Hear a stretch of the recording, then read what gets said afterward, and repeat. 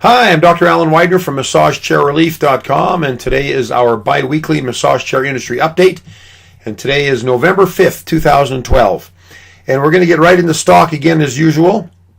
Well, before I begin, I should just say, as I've mentioned in the last couple of updates, we're getting close to Christmas time.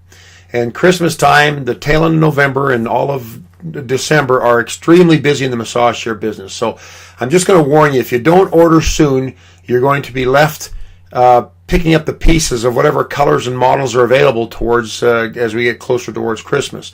So if you're interested in a massage chair for Christmas, I would order it now.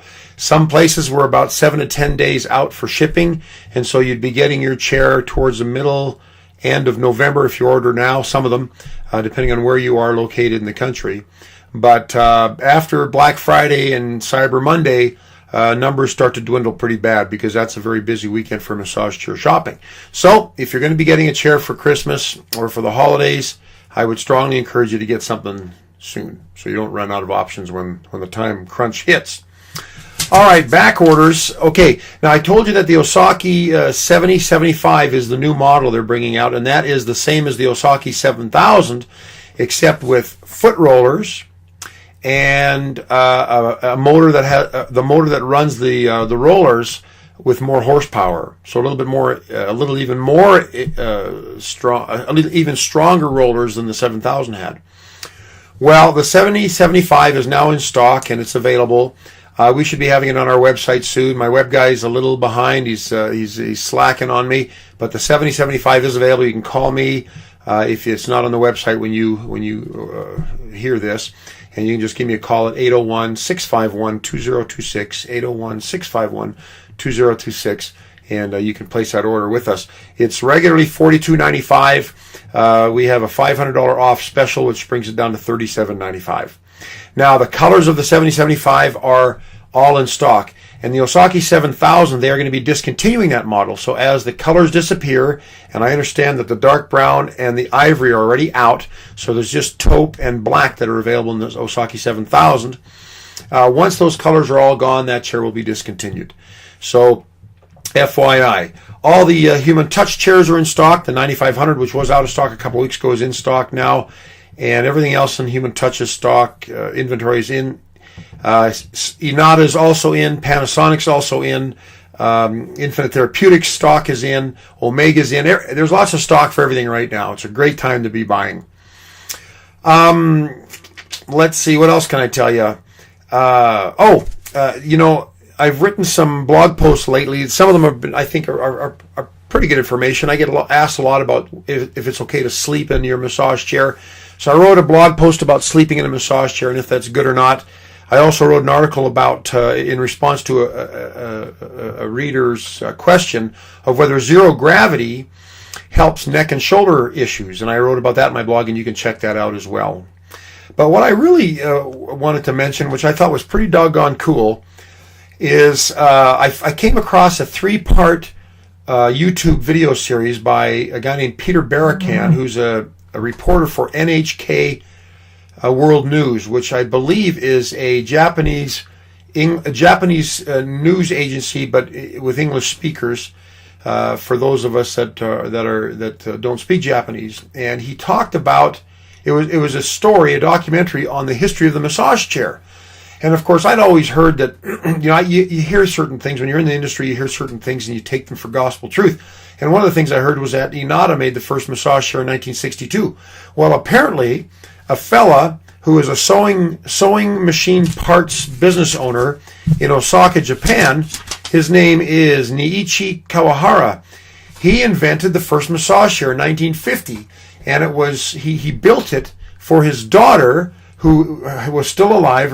His daughter's name was Kazumi, and she had quote-unquote very bad knots in her shoulders, and he wanted to help her out, so he figured, how can I take my knowledge in the sewing machine parts business and transpose those and translate that into a massage chair or something to help my daughter with her knots in her shoulders. Well, apparently it took him 4 to 5 years of trial and error before he finally came up with this wooden it looks kind of like an electric chair when you look at the picture of it in the videos. And by the way, I wrote a blog post about this just earlier today, so you can go in there and see the 3 videos and a couple of tidbits. If you have any comments about the videos, please feel free to add them in our blog. We love comments, but I thought you might find this interesting. Well, he made this chair for his daughter, and like I said, it kind of looks like an old-fashioned electric chair like you see on The Green Mile, that movie, The Green Mile, and it's very rudimentary and very primitive compared to what we have today. But I thought the story was fascinating, and from that became this obsession in Japan. This was in Japan, but from that became this obsession with massage chairs in Japan, to the point where almost every home and every bathhouse has massage chairs, and it's become a very, very important functional part of the society in Japan. And I've heard this before. I've heard people, maybe Anglos that have lived over there and have come back to the United States and said, well, I lived in Japan. Everybody has a massage chair. I've got to get a massage chair. Well, I've heard that before. And I thought one of the things that was kind of cool about one of the subsequent chair models to this one was they had like big iron wheels on the side, kind of like a steering wheel or a wheel that you turn to shut a big valve, and they used that to raise the rollers up and down the back. And the rollers, there was nothing between the rollers and the back except the shirt of the person who was sitting on the chair. It was these big old rollers, again, right up against the back and just going up and down. And then they came out with another chair that did thumping. So you couldn't get a chair that combined the thumping and the kneading. There was one chair for thumping, or what they called pummeling, and another chair that they used for kneading and was rolling up and down the spine. It wasn't until I think the 60s that they combined the two and started creating something a little bit more progressive and something a little bit more unified in the massage chair industry. And I just loved it. And I found that Inato was the first one to integrate the optical sensors for body scanning. I also found that Fujiyorki, which is not really a very popular brand here in the United States, and it's and the people that distribute it here kind of mix it with Chinese chairs, and it gets a little gray and foggy when you try to figure out what chair is a true Fujiyorki chair. But anyways, they came out with the first pneumatic massage chair function, which basically means it was the first one that came out with airbags. And so it was really fascinating to see how the progression of this amazing massage chair industry started from this small little beginning in 1950 in some man's sewing machine parts factory to today, where massage chairs are popular and used in many, many homes throughout the world. I just found it fantastic. And if you want to see those 3 videos, just go to my blog, dated today, November 5th.